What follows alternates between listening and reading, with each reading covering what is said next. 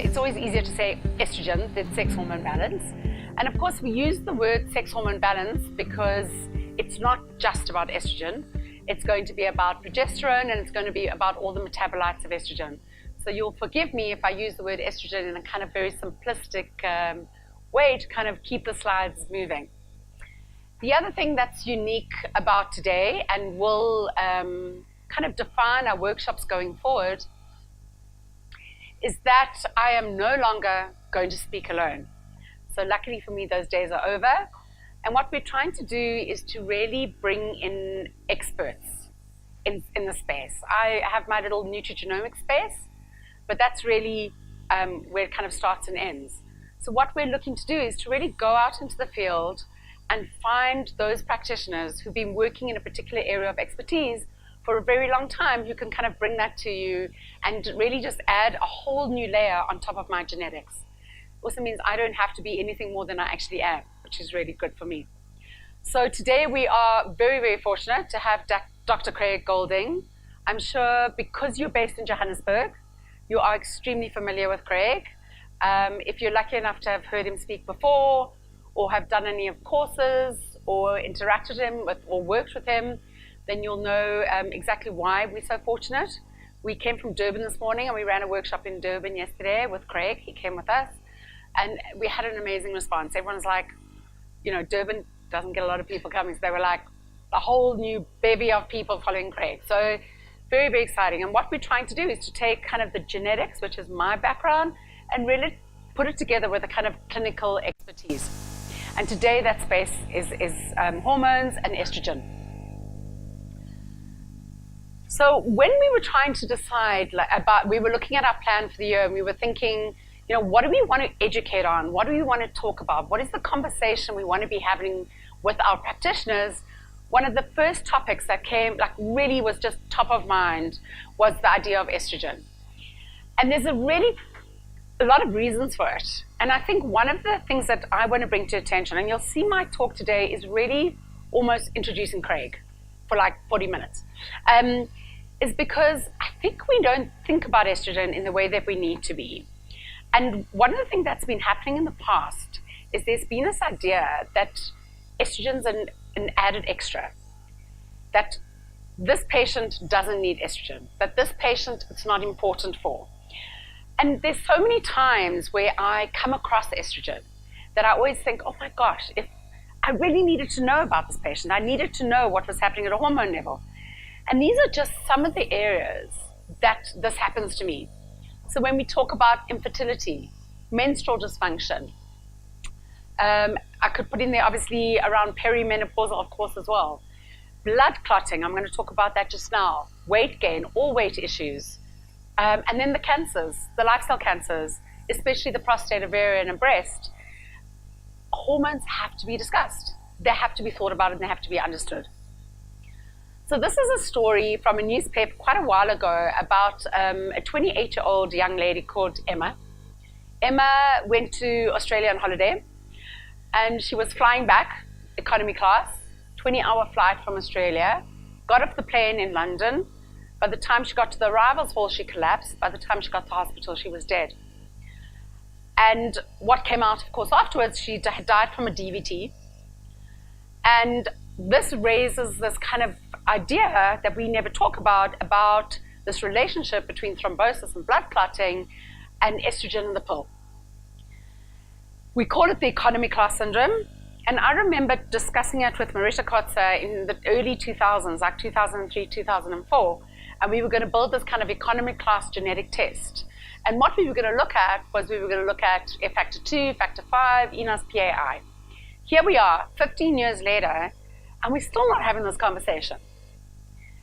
So what is really concerning to me is we're still in a space where practitioners and parents are allowing their young daughters at the age of 16, 17, 18 to go into the pill, and 10 and 20 and 30 years later, they're still on the pill, almost until when they're ready to have children. And no one is asking the question about what is the risk for thrombosis? What is lying underneath that we don't know about? What is this ticking time bomb? Why aren't we, every single person, who is put on the pill. Why are we not having this conversation? This is a small article that came out. It talked about 1 million women who are at risk because of the pill for blood clotting. And there's some pills that are particularly risky compared to others. So these genetic tests that give us this information about factor 2, factor 5, PAINAS, where we've been using them most is 30 years, 40 years, 50 years. That's the reality. Between 30 and 50 is where we see most of our patients.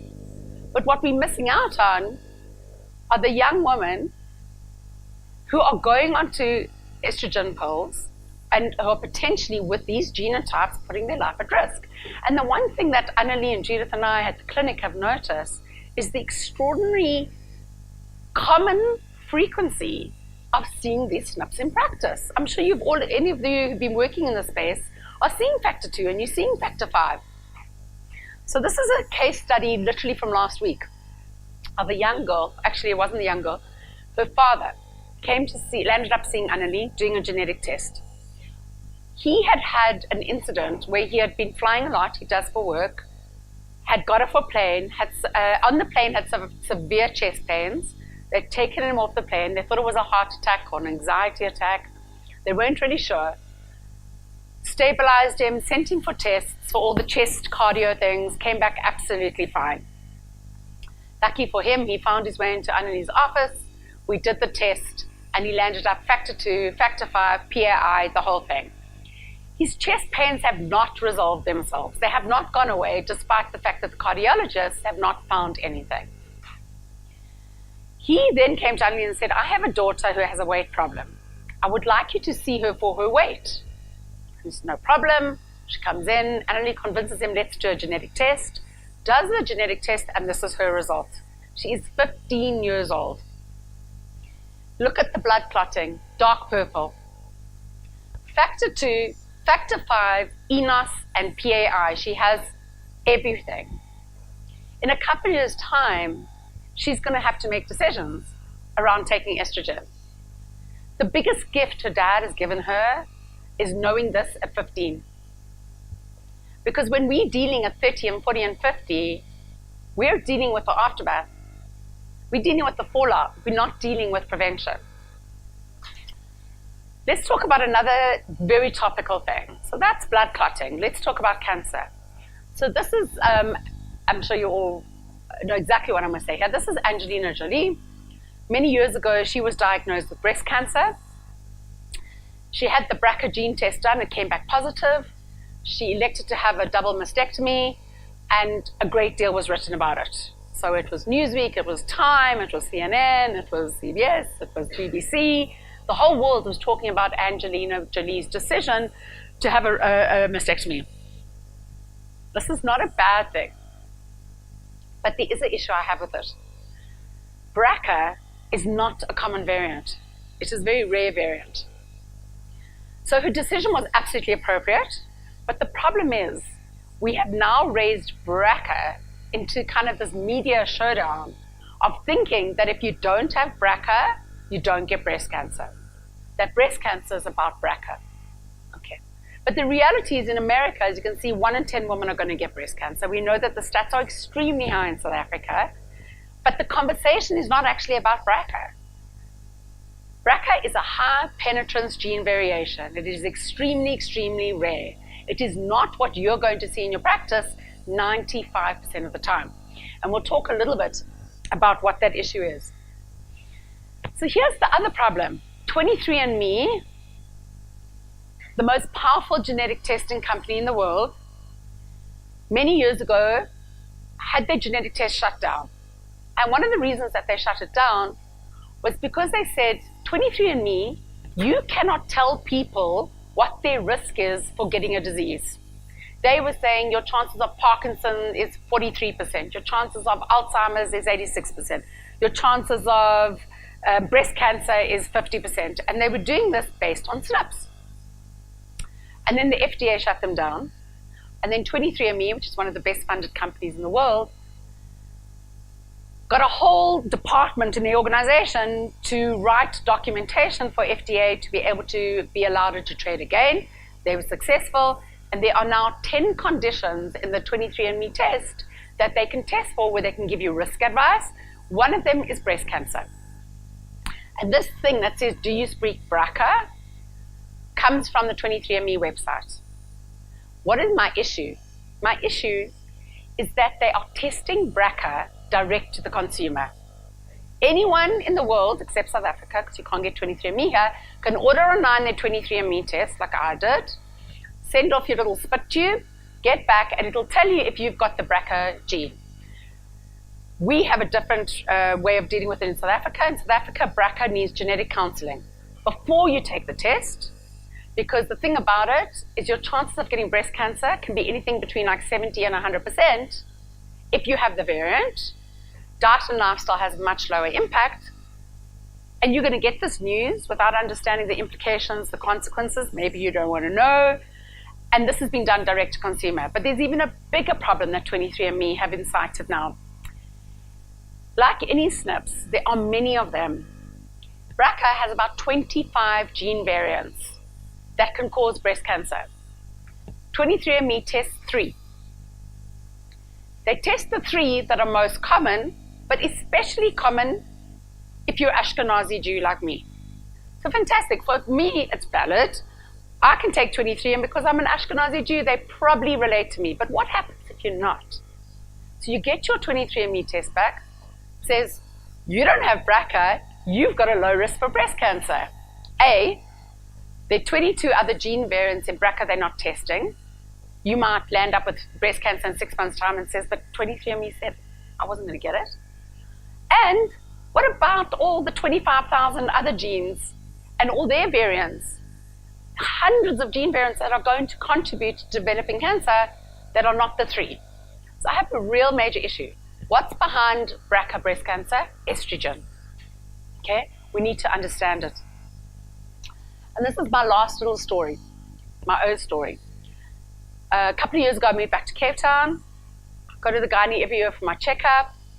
Went to the gynae. It was a recommendation from a colleague. I didn't know her, although I think I could have probably picked most gynaes in Cape Town, had the same experience. And she was like, you're great, everything's fine.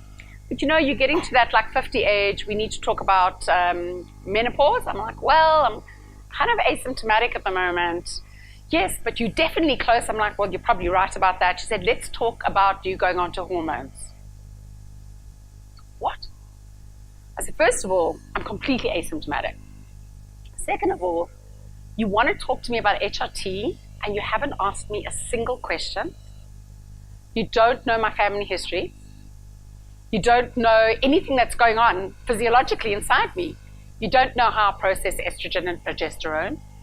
You don't know my detoxification. You know nothing. And you want to give me HRT?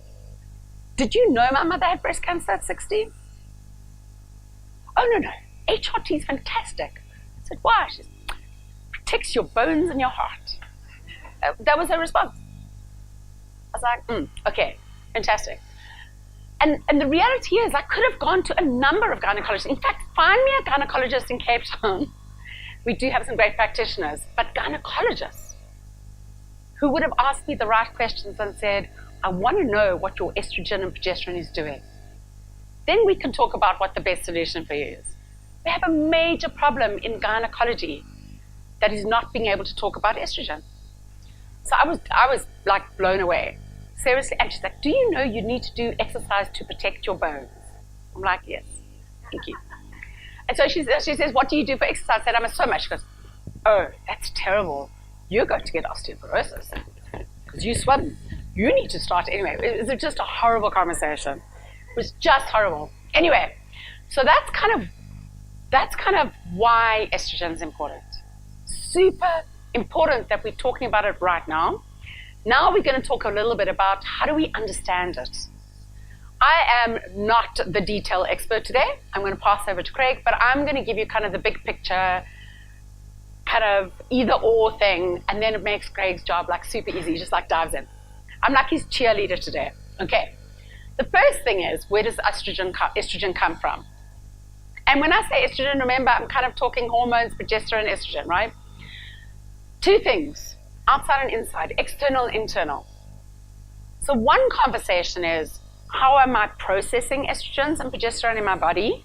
How efficient am I? And that's what we need to talk about, phase 1, phase 2, E2, E4, E16. The other conversation is, what is my exposure to estrogens in the environment? Clearly, something the gynecologist did not ask me about.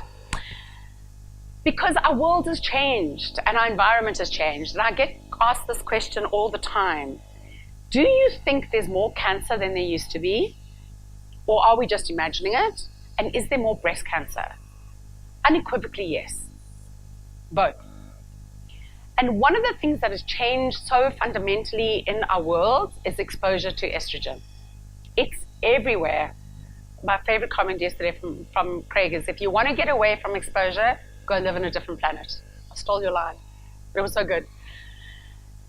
Well, it's in our food system, everywhere in our food system, in our water, and then of course the pills, the HRT.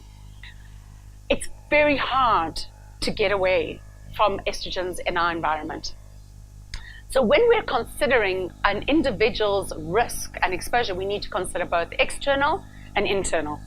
Next one, how do we metabolize estrogen? How's this for like one slide for the whole of that?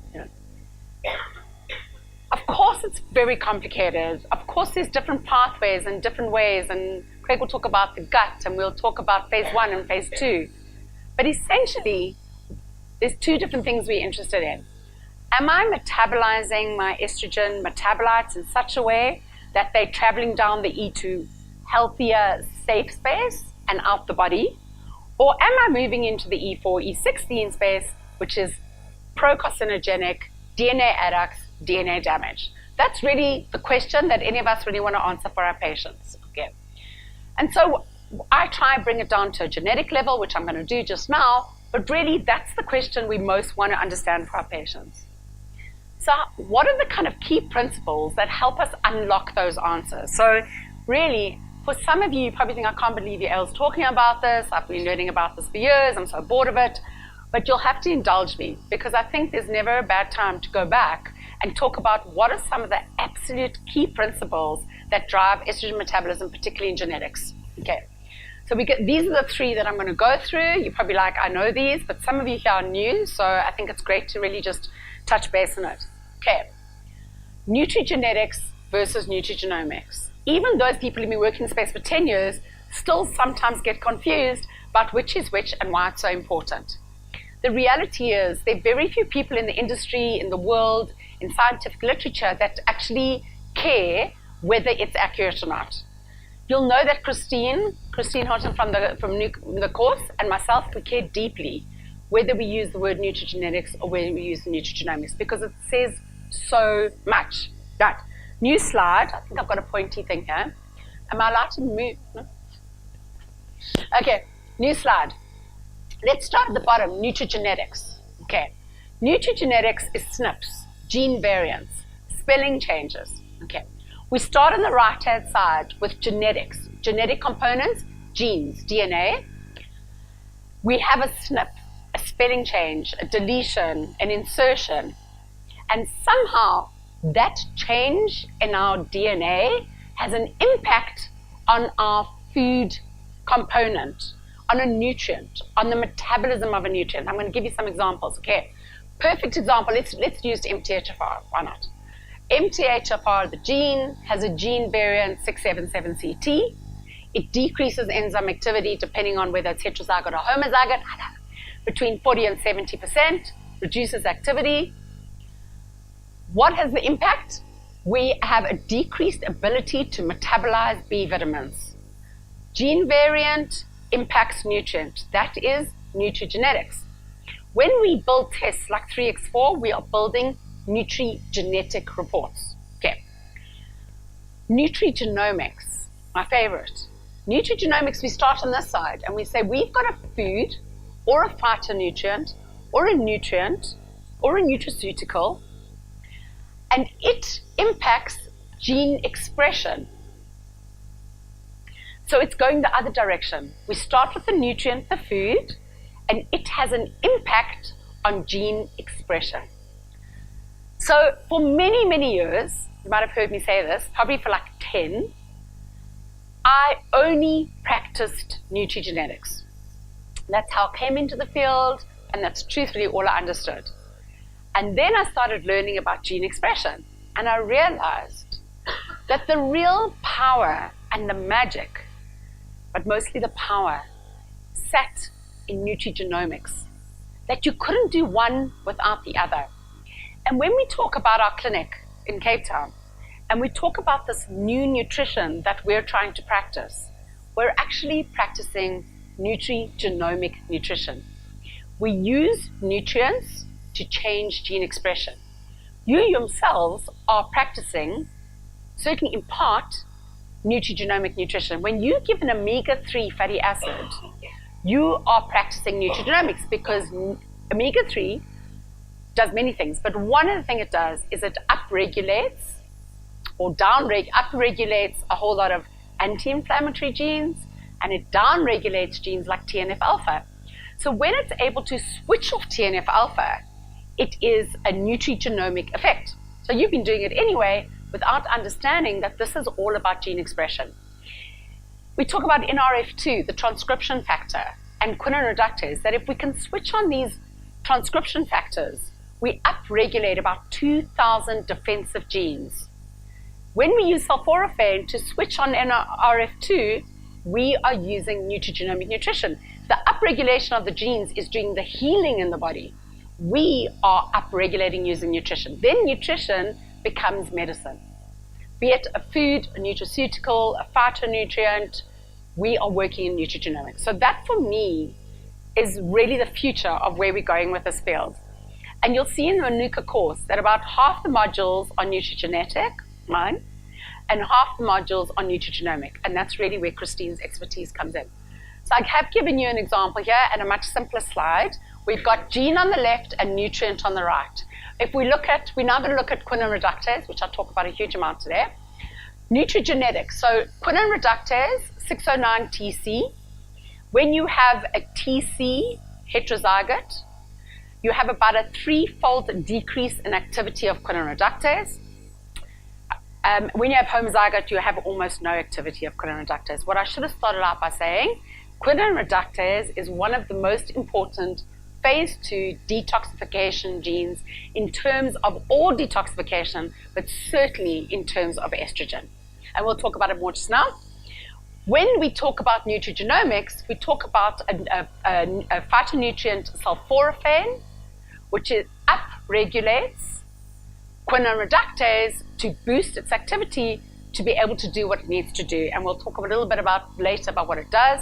This is a slide from the course you may recognize, which shows the potency of sulforaphane compared to other nutrients that we might want to use in terms of upregulating quinine reductase.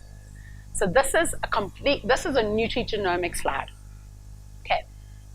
Now we'll talk about my next favorite topic, which I've already touched on when I spoke about BRCA and 23andMe, is the difference between high penetrance and low penetrance gene variants. This is a bit of a complicated slide, but basically down here, up here we say, how common is it? Very uncommon, it's rare, very common. Where do we live? Nutrigenomics and nutrigenetics, we live over here, common. Where does BRCA live? BRCA lives down there. So BRCA is not commonly found, but is very powerful when it is found. Okay. So when we talk about breast cancer and we talk about penetrance, so high penetrance, word penetrance means the gene variant will penetrate, I made this up myself, penetrate the physiology, the biochemistry in a very powerful way. That's why it's a high penetrance. Low penetrance, the gene variant will have a low, mild penetrance of the biochemistry. Bless you. It doesn't mean that it doesn't have an impact, but the impact is not so powerful that it will cause a disease, like a high penetrance. So when we look at breast cancer as an example of the difference between high penetrance and low penetrance, 5% of breast cancers will come from high penetrance gene variants. BRCA is the most common, BRCA1 and BRCA2, but there are some others. 5%. 95% of breast cancers are coming from a combination of low penetrance, common, frequent gene variants that interact with diet, lifestyle, and exposure. And that's our world. We live in the 95% world. There are very people here who are living in a BRCA space. How many of you have ever dealt with a patient who's gone for a BRCA test and come back as but need to deal with it? Well, no one, except for one, and Jason. No, one. It is so we have, but then we run a genetic clinic. You know what I mean? So we're gonna, but really, the conversation is not Angelina Jolie. That is not the conversation. The conversation is the other 95% of people that we need to know what is happening in that polygenic space, that multitude of genes that are all doing stuff and interacting, particularly in the hormone space. This is the slide I've already referred to. That this is not helping. 23andMe saying that breast cancer is 3 gene variants of BRCA is not helping us, because that's not where the breast cancer is happening. Okay, my last point, phase 1 and phase 2. This is really just, again, a couple of slides, and pretty much this is like where Craig's going to really delve deep. When we talk about the ability to metabolize estrogen, estrogen goes through a whole lot of different metabolites. We talk about the quinone metabolites. That lands up kind of having this kind of train track of options. But there are 2 kind of themes here, particularly when we talk about hepatic or liver detoxification, which is phase 1 and phase 2. And I make things much simpler. I talk about phase 1 as being activation or the activators, phase 2 as being the excretors. So why do I say that? Because phase 1 is driven by what we call the cytochrome P450 genes, the CYP genes. There are hundreds and hundreds of CYP genes. All medication or pharmaceuticals are activated by the CYP genes. That's pharmacogenomics. But in every other molecule, be it caffeine, smoke particle, red wine, estrogen from the pill, estrogen from the food, anything, any molecule will have to go through an activation phase in phase 1. It basically switches them on. They cannot move into phase 2 until they've been activated in phase 1. This is like super simplistic, but super important. What is the major problem? Is that the moment these molecules are activated, they are way more dangerous than before they became activated. So you're puffing on your cigarette, that smoke particle is not at its most dangerous until the gene has done its job, which is basically switching it on and making it active. But the bad thing is we can't move it to phase 2 until it's activated. Now it gets into phase 2, we need to do something with that incredibly dangerous active molecule. We need to process it in some way that we can get it out of the body. And we talk about that guy smokes a cigarette until 150, falls asleep, dies in his sleep, never got lung cancer. What could they do differently? Well, they could clear activated toxins from their body extremely efficiently. We talk about people getting lung cancer who don't smoke a cigarette but have exposure. Why are we so different? We're different because of how we metabolize and process toxins. And it's the same with estrogens. So in phase 2, we've got our active molecule, and now we need to do something with them. And Craig will talk about all the different kind of processes that happen, but most of them are conjugation. Conjugation means I take a molecule, I attach it to a molecule, another molecule, and by attaching it to a molecule, I change it in such a way that I can get it out the body. So we talk about GSTs, glutathione transferase. We attach a glutathione molecule, that makes it water soluble, we can excrete it from the body. What happens when we have a GST deletion? Not working so well. So we always want to think about phase 1 and phase 2, and we talk about slow, fast, slow, fast. Okay, if phase 1 is fast, and it's pushing all those activated toxins into phase 2, that's only good if phase 2 is super fast and can take the toxins and clear them from the body. What we don't want is fast phase 1, slow phase 2. Okay. So most of the time, to be honest, where I focus all my attention is really on phase 2. Because if phase 2 is slow, it doesn't really matter what phase 1 is doing. You've got to get those toxins out of the body. If it's slower in phase 1, you've got a little bit more time to be able to do it. Okay. So these are the SNPs that are generally correlated with phase 1 and phase 2. Phase 1, you'll see all the CYPs on the left-hand side. These are very much the estrogen CYPs. And on the right, you'll see all the other ones in phase 2. And you'll see it's not just GSTs. We're talking about all different other genes, and I'll show you now how they kind of work together, that all have to work hard to clear estrogen metabolites from the body. So now we've got our phase 1 and phase 2, our activation and excretion, and now we get the big slide. Okay. This is in the course, by the way, so you do get it, and you do get taught it.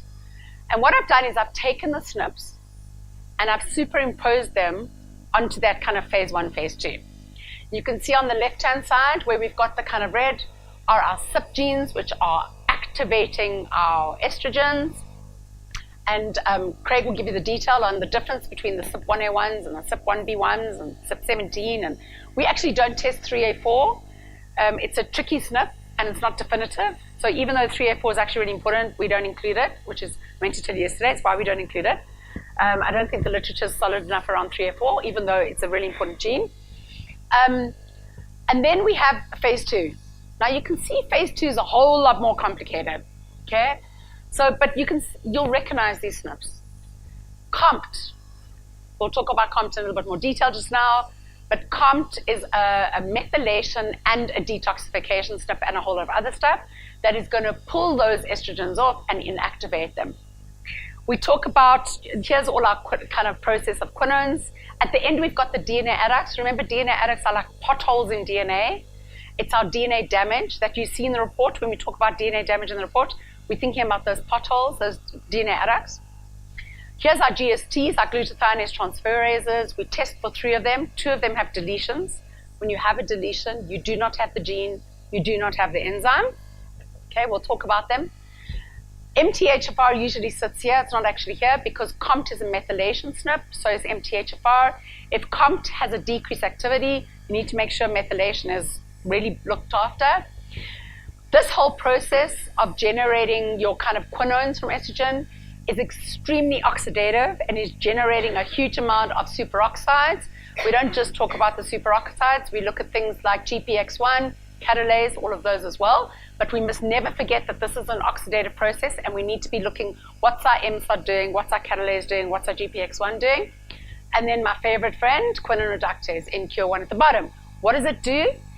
As we go along and we're not doing such a good job at conjugating and removing those quinones from the estrogen, quinone reductase is the hero. It steps in at the end and says, don't worry, I've got this.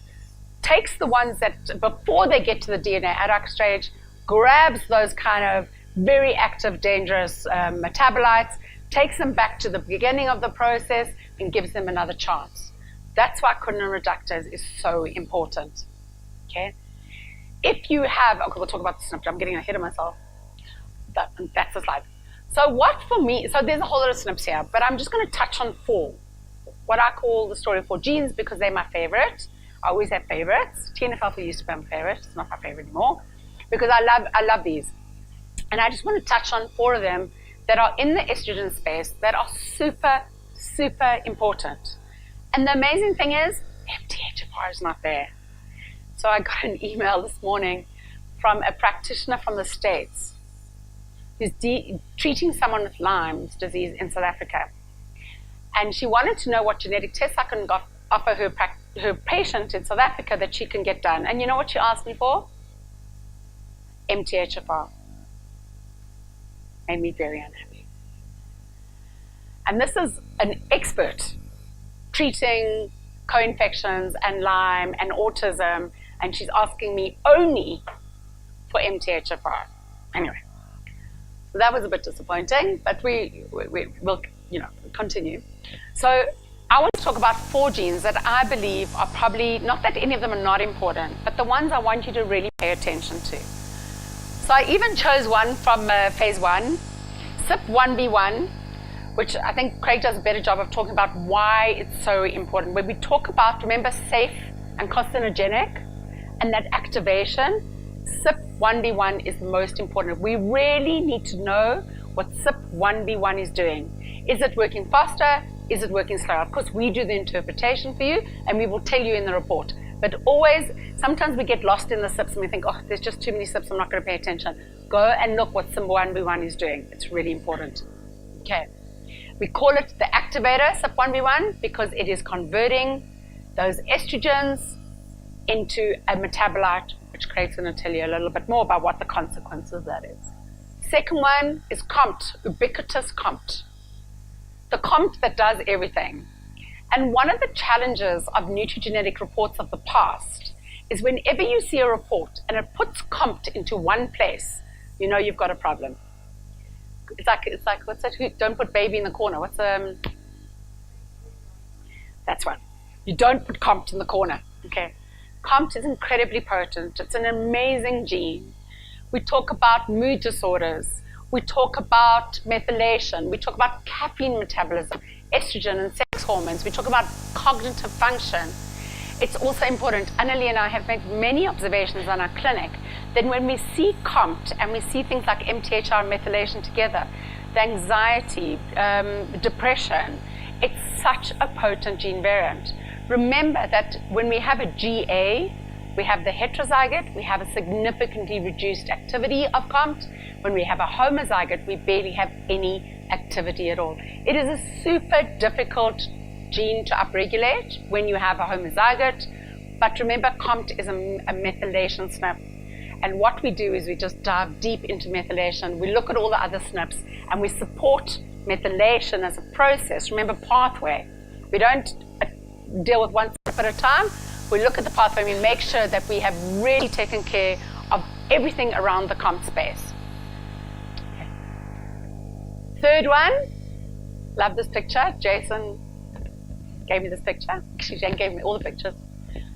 Conjugating GST. Remember conjugation, take a molecule, add another molecule, make it water soluble. You could have called it conjugating GST or excretable GST, but it didn't sound so good, so I left it. Why do I say the good stuff stays longer and the bad stuff stays longer? Anyone have a clue? If our GSTs are not working, say we have the deletion,